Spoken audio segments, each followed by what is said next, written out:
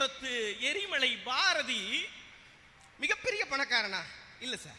அவன் வீட்டுல உட்கார்ந்துக்கிட்டு இருக்கிற காப்படி அரிசிய இந்த சிட்டுக்குருவியை போல அப்படின்னு சொல்லிட்டு அந்த குருவிகளுக்கு அப்படியே தூக்கி போட்டுட்டு இருந்தான். வறுமை தாண்டவம் ஆடுது. அப்ப வாசல்ல ஒரு குடுகுடுப்பக்காரன் வந்து குடுகுடுப்ப ஆட்டுறான். சொன்ன உடனே என்ன பண்றாரு, வீட்டுல இருக்கக்கூடிய பணத்தை அந்த அரிசியை அப்படியே கொண்டு போய் குடுகுடுப்பக்காரன் கொடுத்துட்டு இருந்தாலும் உள்ள வந்தான். இப்ப வர முடியாது, அது வேற.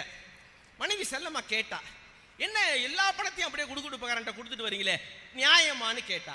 அது பாரதி சொன்னா, இல்லம்மா எப்போதும் சொல்றதை விட இன்னைக்கு நல்லா சொன்னான் அவன் குடுகுடுப்பக்காரன்.